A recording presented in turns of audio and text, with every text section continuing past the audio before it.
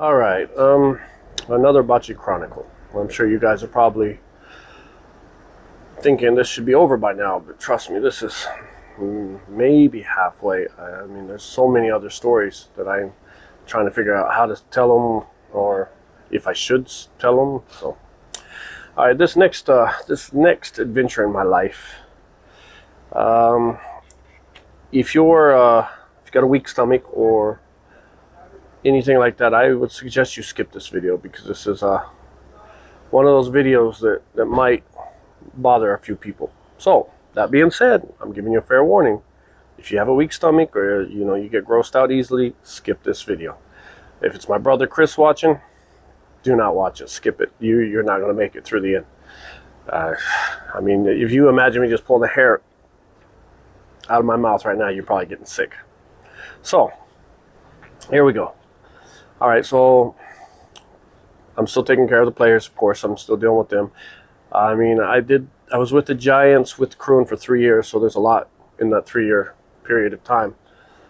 So usually, like, I love fights. I love any kind of like boxing, kickboxing, any type of contact sport in that sense. And I always try to go to the fights. I always go UFC, K1, one championship.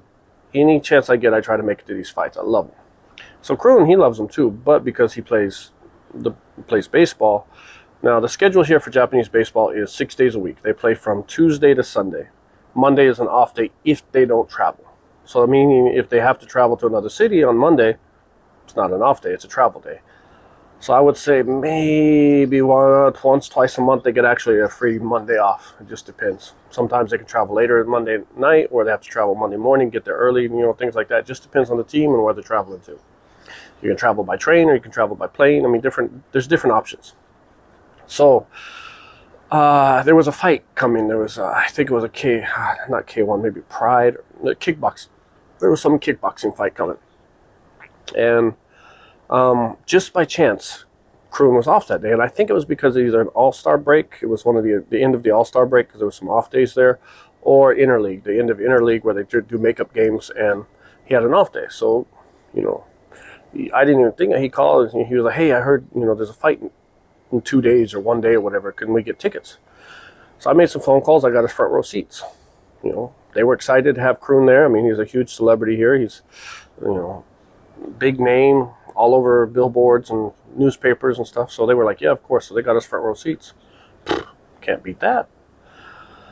So the next day we go to the game, or to the fight, and we're sitting in the front row. But it's me and then Kroon, and then next to him is an ex-retired fighter who had just recently retired. So he was sitting next to Kroon. And when we sat down, he was already there. The media, the cameras are all right around us and stuff. And they're, taking pictures of people, the celebrities and the athletes all in the front. So he sits down next to the guy, and he's kind of being interviewed a little bit. And when the interview's over, Kroon looks at him and says, hello, hey, nice to meet you. And this guy kind of did this thing. That was it. That was just barely even a nod, which is uncommon in Japan because usually it's a respectful country. So Kroon looked at me like, who is this guy? And I was like, oh, he's an ex-fighter. He retired. When I used to watch, like, way back in the day, I mean, when I was more into the fighting scene, he was a champion or something. He was like, whatever, just, if you don't want to talk, you don't want to talk. I was just being polite. So the fight starts. It's going on. And every time there's a good hit or a good kick or something, they would put the cameras right on these two guys to see Kroon's reaction and to see the fighter's reaction. Like, oh, or yeah. So in the big camera on the arm, I forget what it's called, it's brain fart, but that would zoom down in front of them and try to get the reactions. So go through the fight, great time, we have a good time, great seats. And during the fight, I'm running and getting drinks for Kroon and stuff, and I'm running back and forth. If he goes, fans will mob him. Even when he goes to the bathroom, you basically have to put security with him so people don't try to shake his hand while he's actually going to the bathroom. It happens all the time. So I get, a couple Cokes or whatever they have. Kroon has his spit bottle because, of course, he chews, baseball players and chewing. It's a common thing. And, we're sitting there, and after the fight's over, we want to get out before the crowd. But, of course, it doesn't happen because too many people trying to take pictures with Kroon and trying to, get autographs. So we work our way through the crowd and we get up to the top of the stairs. And I've actually done this video like twice now, but I had to redo it because I didn't finish it. I couldn't. It was just, you'll see. So we get to the top of the stairs and where we're going to go out, and there's the whole media crowd right there, and they're just waiting. They're like, Kroon, can we get a quick interview, quick, comment? And usually we don't do it, but Kroon's like, no, it's okay. Just don't ask about baseball because baseball, they have to involve the team and, stuff like that. So anything other than baseball. So they were like, would you please translate, asking me to translate. And I'm like, I guess. I mean, you don't have nobody that will translate. I hate translating for media because if I mess up a word or a phrase or a comment, I mean, it would be in the newspaper the next day. Even if I made a mistake, like in Japan, there's a word that's like saiko. Saiko means awesome, amazing, cool, out of this world. And then another word is sayaku. They're totally different words. And sayaku means horrible, wrong, nothing good about it. It means horrible person or whatever. So, or there's another word like kawaii, means cute, pretty. So if you see a girl, you say kawaii, that means, oh, you're cute. But if you say kawaii, just the O and the A in the beginning, it means scary, like a movie, a horror movie. So that could be a huge mistake if you're talking to a Japanese girl. You say, you know what, you're scary. And I don't think she would quite take that the same way. I mean, I'd be like, hey, I just want to know if I can get your digits because I think you're scary. So anyway, those kind of mistakes can wind up in the newspaper the next day. Kroon said that this fighter was scary, or, Kroon said that this was a horrible thing, things like that. So I hate doing it. And, but I have no choice, it's a simple interview. So they start asking simple questions. What do you think of the fight? Did you have a good time? And I'm translating. And I don't know if you guys have ever done public speaking or you've ever been in a situation like that. It's nerve-wracking and your mouth dries out. I mean, I don't know what it is, like your body telling you to shut up. So I'm just like, I'm trying to answer the question. So I take my Coke and, I go to take a swig. Right after, I'm not sipping. I'm not like, just taking a little. I need to rinse out my mouth because I'm dry. I need I need a liquid in my mouth. Okay, hold on a second. So, and so right after I take a swig, and I get the first gulp down, I realized what I did. I realized what I was drinking. So right then, Kroon was like, "Hey, watch out! Don't drink!" And he sees that I did what he was getting ready to warn me of. So he sees it, and he sees that I've already taken a swig, and I've already got. Sorry, I'm trying to. So he sees that I got the swig in my mouth. I've already drank, and I've got another mouthful. And he can't handle it. He kind of turns away and just goes to the trash can and starts dry heaving. And now I have a mouthful of his saliva. I already drank one big gulp. And have you ever had too much tequila and then the next day you smell tequila or you just think about it, it just makes you sick? This is what I'm going through right here. I apologize. I'm trying to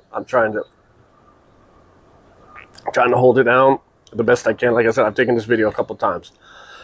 So he's over the trash can heaving, just doing his he knows what just happened. And so all the media, they're trying to figure out what's going on.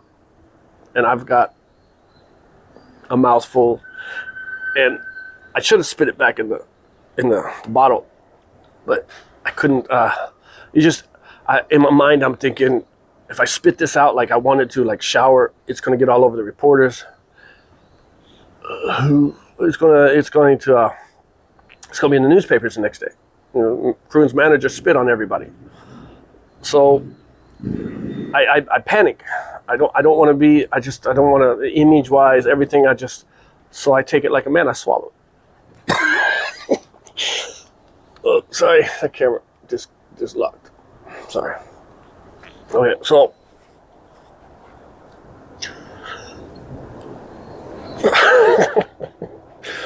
I swallowed it. It's just this 2 gulps of spit. And he sees me swallow, and then he can't take it, and he runs to the bathroom basically, and I don't know if he puked or not. And I didn't. I held it. I mean, I like a man. I'm just like now. I mean, if you've ever drank somebody's spit before, it's not great. And then worse than that, on top of that, I mean, to make it even worse, if you can even imagine this, is I got an instant buzz off the nicotine. Like I was like spinning, my face is turning green. Reporters are asking me, "Are you okay? What's wrong?" I don't want to tell them I just drank 2 big mouthfuls of saliva. Just give me a second here. So Kroon comes back, and I'm basically taking it, and I've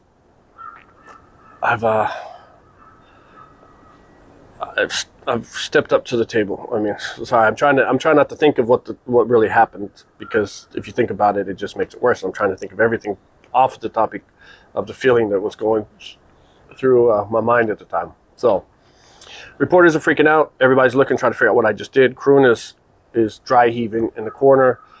I'm holding it. I'm trying to take a drink of anything else I can to clean it up. And then on the way home, I'm buzzed. I'm dizzy because of this nicotine that I just took a shot of. And Kroon keeps looking at me driving the car. I remember his face, and because he's just amazed that I haven't puked yet. And he's driving, but he's just looking at me like. And every time I just would think about it, and I would get that little. He would start gagging and outside the window. Stop it! Stop looking like this! Stop making that face! And I can't stop. I'm dizzy. I feel like I'm high off of something because of this. I'm green, and I just ingested 2 big gulps of his and it was so I could just I could just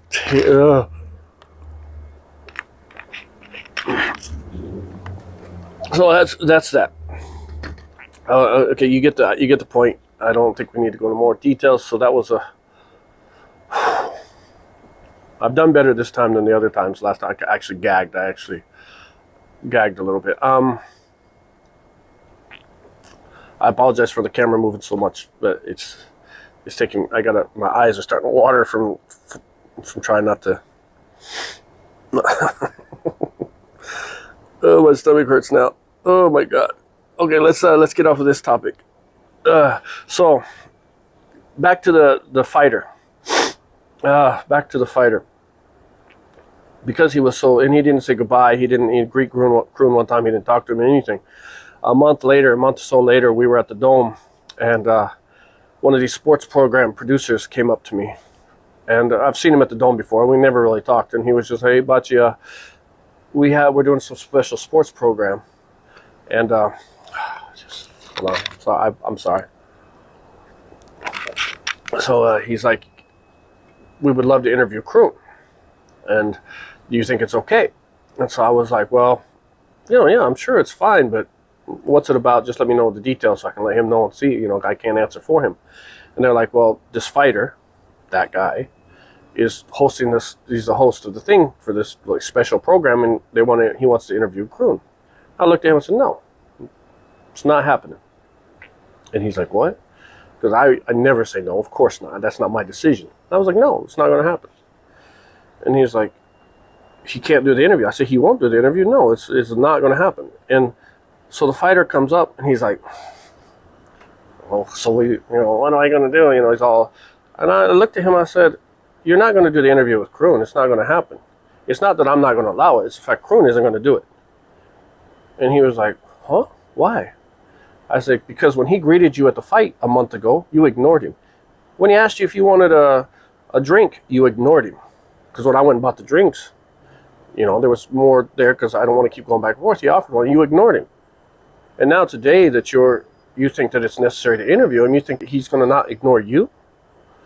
So he was just like, well, you're at the fight. There was a lot of people. I said, no, he sat right next to you. You didn't say one word to him. You didn't even say hello. And the producer looked at him and was like, really? And he's like, oh, well, you know, and I said, there was no excuse. We were there before the fight. He said hello to you. You didn't even speak to him. You nodded your head. He offered you a drink. You just looked away like, why are you offering me a Coke? Just thinking about it. And so I was like, it's not happening. I don't care. It's not happening. He's not going to do it. I'll ask him, but you're going to get a worse answer from him than me. So they kind of take the fighter away, and the producer comes up like, Bachi, you know, Kroon is one of the main people on this program. He's like one of the main focuses of this program. Foreigners, you know, doing this stuff, and it's kind of important that we get him. I said, well, you should have thought of that, and just, you know, before you hired him to do it. I'm going to tell you right now, it's not going to happen. Now, if you get anybody else to do the interview, he will do it, but he will not speak to that guy. He ignored him. He was rude to him. He didn't say goodbye to him. Actually, when the fight was over, he got up and ran out, and he knocked Kroon's legs. He knocked my legs. You know, he didn't even, it's just like we were nothing to him at the time. He can't come in here now expecting anything better than that. So he's like, yeah, but, you know, I said, there's nothing. Get somebody else to do the interview.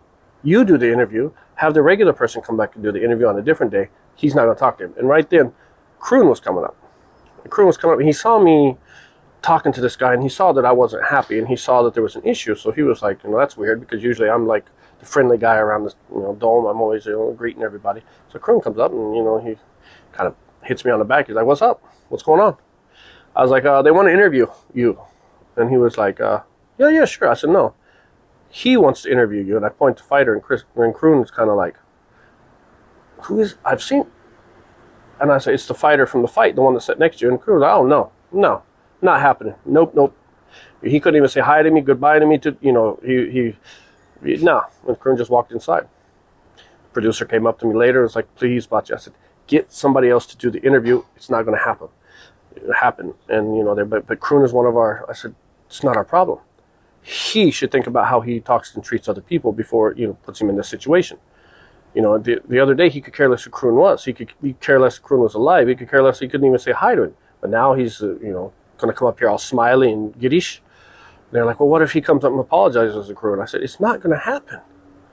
And Kroon ignored him for the rest of the day. He purposely didn't come anywhere around that area. He went out, and then once the game starts, they can't touch him anyway. I don't know what happened with the interview. I think they got somebody else to do it, or they just cut Kroon out. So that's my story about, yeah, that was a hard story to tell. And I apologize I hope you enjoyed it. Thanks for watching.